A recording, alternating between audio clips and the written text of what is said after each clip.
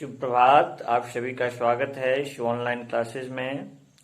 मैं Chandrashekhar Roy, assistant professor, Kashi Sahu college Seraikela, department of history, Kolhan university. Dear students, आज हम बात करने वाले हैं यूजी सेमेस्टर 6 के लिए पेपर नंबर 13 के विषय में। और चूंकि ये जो टॉपिक है वो आपका प्रेस है, समाचार पत्र अधिनियम से संबंधित है, तो इसके पहले हम बहुत सारे अधिनियमों का चर्चा किए थे कि वेलेस्ली के समय में कौन सा आया था नियम, जेम्स एडम्स के समय क्या आया था, उसके बाद मेटकॉफ के समय कैसा रहा। मेटकॉफ को प्रेस का मुक्तिदाता कहा जाता है। तो प्यारे विद्यार्थी जी, उसके बाद आज हम जो एक्ट के विषय में चर्चा करने वाले हैं वो काफी महत्वपूर्ण है और इस एक्ट से हमेशा प्रश्न परीक्षा में पूछे गए हैं। आपके परीक्षा में इससे निश्चित प्रश्न पूछे जाने की संभावना है, तो इसको आप अच्छे ढंग से पढ़िएगा।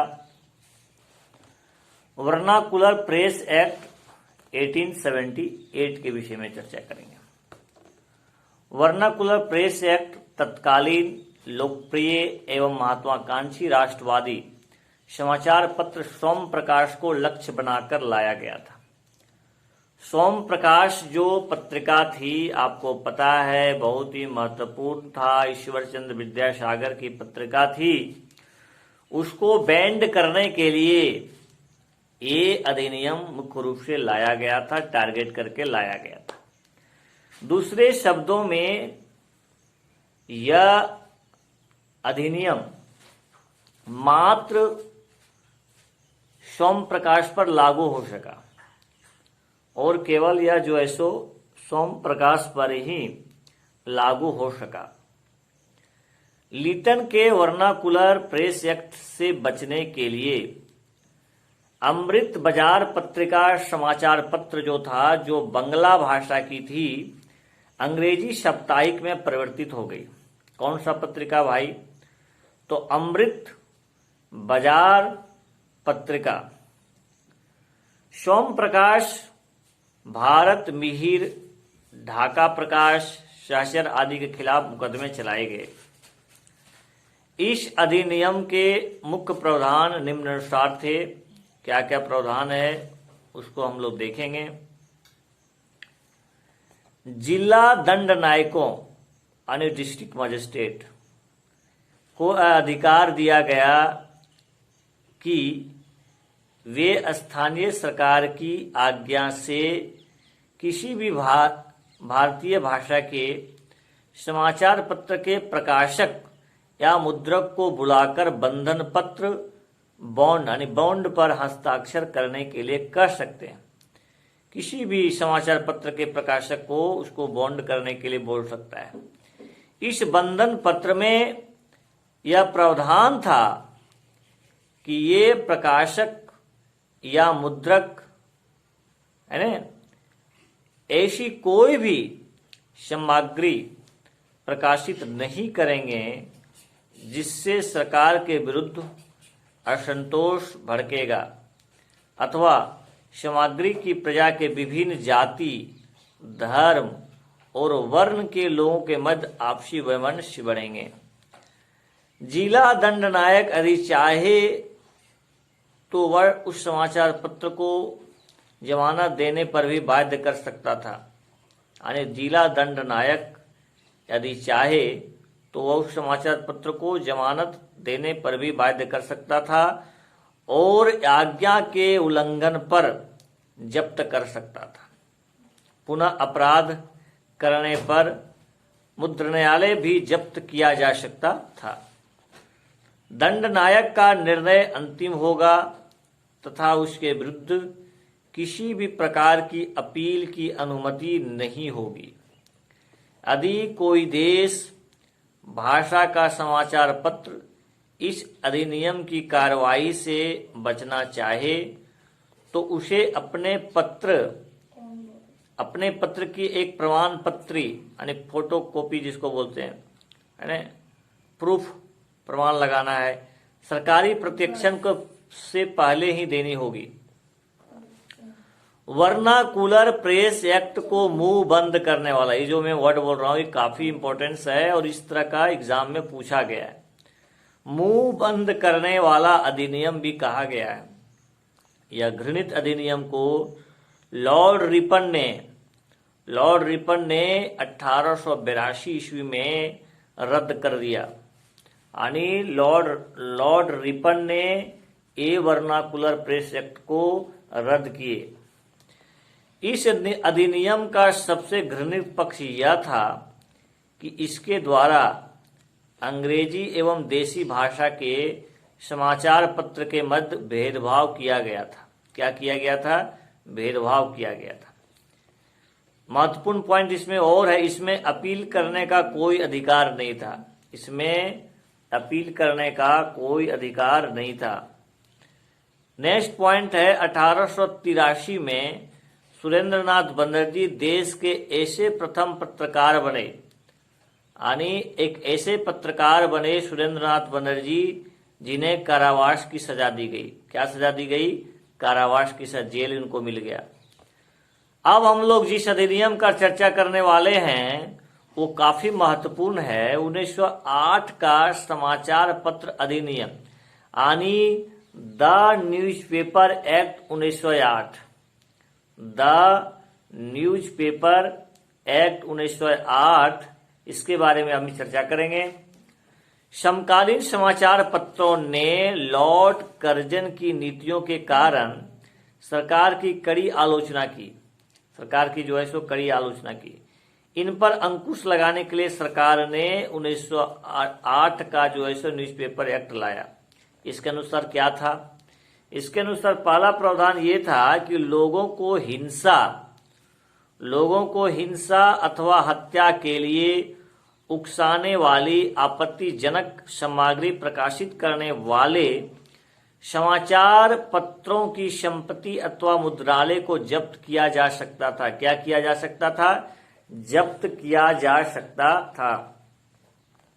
दूसरा है समाचार पत्र तथा पुस्तक पंजीकरण अधिनियम 1867 के अधीन किसी मुद्रक अथवा प्रकाशक दी गई अनुमति को स्थानीय सरकार रद्द कर सकती थी। नेक्स्ट पॉइंट है कि समाचार पत्रों के मुद्रक तथा प्रकाशकों को मुद्रालय के जब्त होने के 15 दिन के भीतर उच्च न्यायालय में अपील करने की अनुमति थी। क्या करने की अनुमति थी? उच्च न्यायालय में अपील करने की अनुमति थी। इस अधिनियम के अधीन सरकार ने 9 समाचार पत्रों पर मुकदमा चलाए। कितने समाचार पत्रों पर? 9 समाचार पत्रों पर मुकदमा चलाए और 7 मुद्रणालय जब्त किए। कितने मुद्रणालय जब्त किए? 7 मुद्रणालय जब्त किए।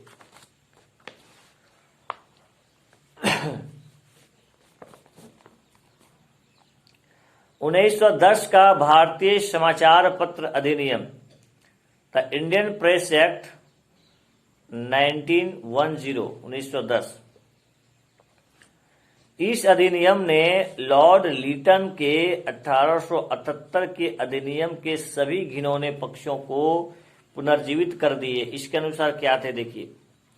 इसके अनुसार पहला महत्वपूर्ण पॉइंट जानिएगा, स्थानीय सरकार किसी मुद्रणालय के स्वामी अथवा समाचार पत्र के प्रकाशक से पंजीकरण जमानत मांग सकती थी। क्या मांग सकती थी? जमानत मांग सकती थी, जो कम से कम 500 रुपये तथा अधिक से अधिक 2000 रुपये की होगी। कम से कम 500 रुपये की जमानत होगी और अधिक से अधिक 2000 की होगी। दूसरा महत्वपूर्ण बातें थी 1910 के भारतीय समाचार पत्र अधिनियम के, सरकार को जमानतें जब्त करने का और पंजीकरण रद्द करने का अधिकार था। यानी वो आपका जमानत को जब्त भी कर सकते थे और पंजीकरण का आपका रजिस्ट्रेशन को जो है वो रद्द कर सकते थे। सरकार को पुनः पंजीकरण के लिए कम से कम 1,000 रुपये और अधिक से अधिक 10,000 रुपये की जमानत मांगने का अधिकार था। मतलब आपसे वो 10,000 तक अधिक से अधिक मांग सकते थे। तीसरा महत्वपूर्ण है कि यदि समाचार पत्र पुनः आपत्तिजनक सामग्री प्रकाशित करे तो नए पंजीकरण को भी रद्द करने, मुद्रणालय को और समाचार पत्र अथवा पुस्तक के सभी प्रतियों को जब्त करने का अधिकार था।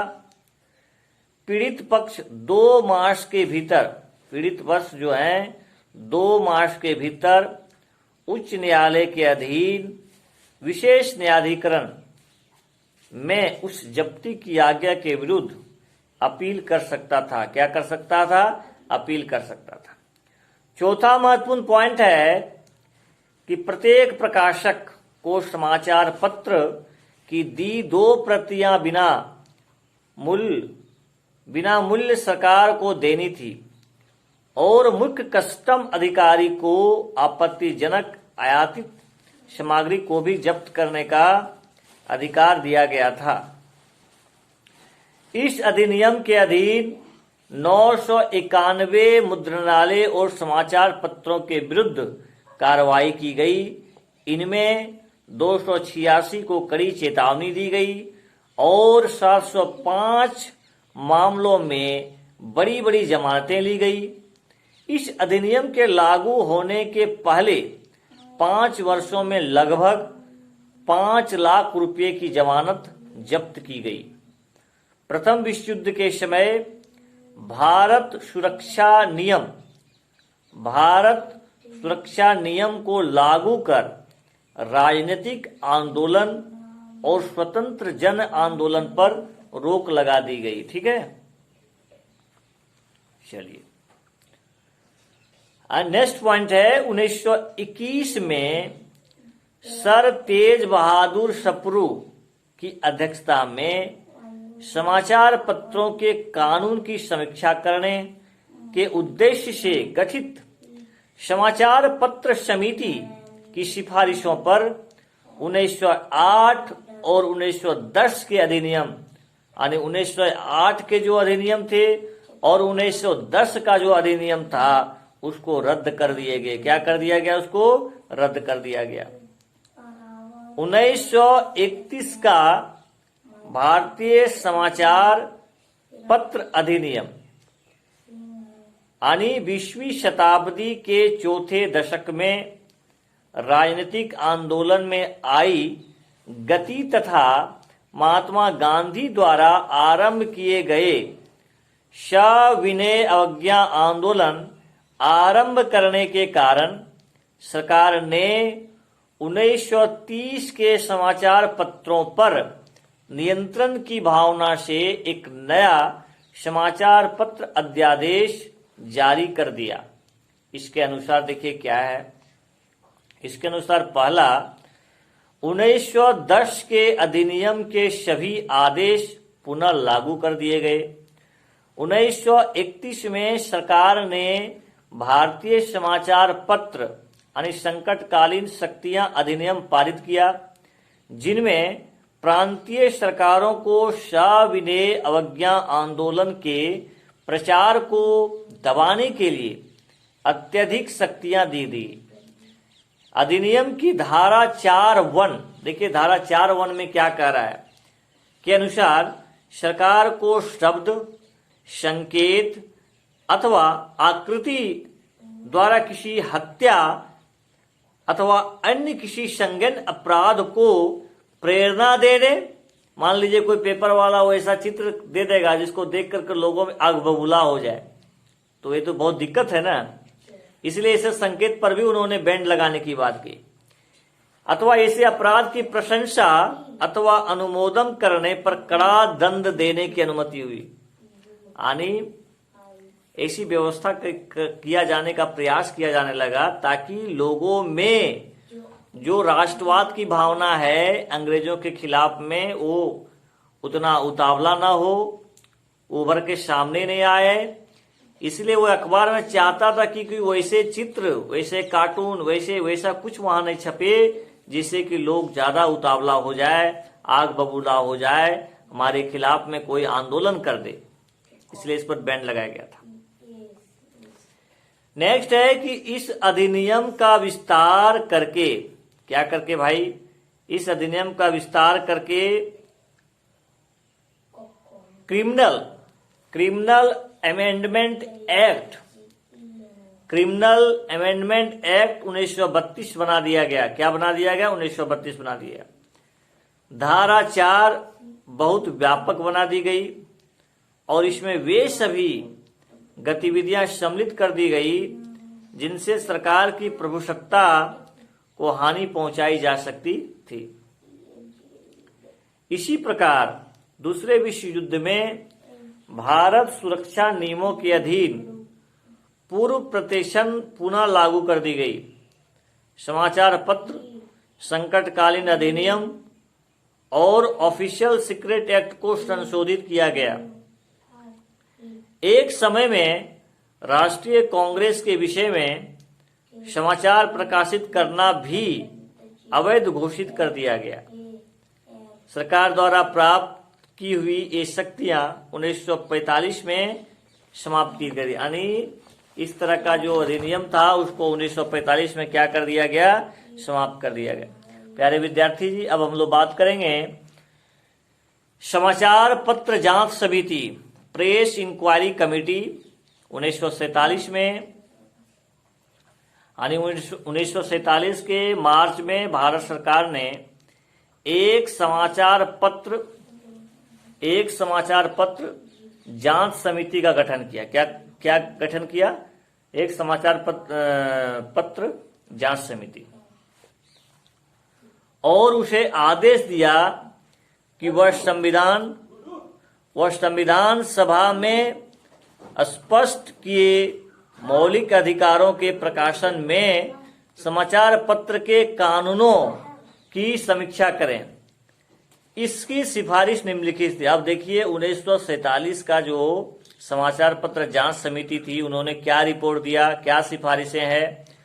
पहला है कि 1931 के अधिनियम को रद्द करना। 1931 का जो अधिनियम है उसको रद्द करने की बात कही गई।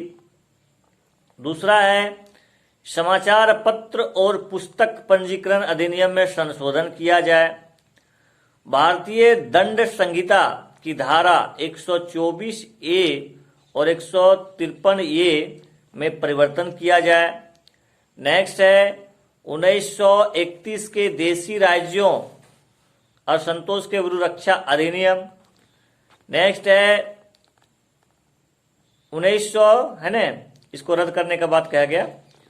1951 का समाचार पत्र अधिनियम, ठीक है, the press objectional matter act 1951। 1950 में नया संविधान लागू होने के बाद 1951 में सरकार ने संविधान के अनुच्छेद 19(2) में संशोधन किया और समाचार पत्र आपत्तिजनक विषय अधिनियम लागू किया। इस अधिनियम के तहत क्या क्या बात है देखिए। नए कानून से सरकार को समाचार पत्रों तथा मुद्रणालय से आपत्तिजनक विषय प्रकाशित करने पर जमानत मांगने तथा जब्त करने और अधिक जमानत मांगने का अधिकार दे दिया गया। नेक्स्ट है सरकार कुछ प्रकाशन को जब्त भी कर सकती थी। आपत्तिजनक सामग्री को डाक द्वारा भेजने से रोककर उसे नष्ट करने अथवा जब्त करने का अधिकार भी रखती थी। नेक्स्ट है मुद्रणालय भी जब्त किए जा सकते थे। नेक्स्ट पॉइंट है समाचार पत्रों के पीड़ित प्रकाशक तथा मुद्रणालय के स्वामियों को जूरी द्वारा न्याय मांगने का अधिकार दे दिया गया। यह अधिनियम 1956 तक लागू रहा। कब तक लागू रहा? 1956 तक लागू। भारतीय समाचार पत्र संपादक सम्मेलन तथा भारतीय कार्यकर्ता पत्रकार संघ ने इस अधिनियम का विरोध किया और सरकार से अनुरोध किया कि भारतीय समाचार पत्रों के कार्य की व्यापक जांच कराए। तत्पश्चात सरकार ने न्यायाधीश जीएस राज्याध्यक्ष की अध्यक्षता में एक समाचार पत्र आयोग नियुक्त किया, जिसने अपनी रिपोर्ट अगस्त 1954 में प्रस्तुत की। इस आयोग की सिफारिश निम्नलिखित थी। पहला है अखिल भारतीय समाचार पत्र परिषद गठित किया जाए। दूसरा है पन्ना मूल्य पद्धति अपनाई जाए। तीसरा है वर्ग प्रहेलिका प्रतियोगिता बंद किया जाए। चौथा है विज्ञापनों के लिए कड़ी संहिता बनाई जाए। नेक्स्ट पॉइंट है सरकार को यह प्रयत्न करना चाहिए कि समाचार पत्रों के स्वामित्व का संकेंद्रण न हो। आज के लिए बस इतना। आप सभी को बहुत बहुत धन्यवाद।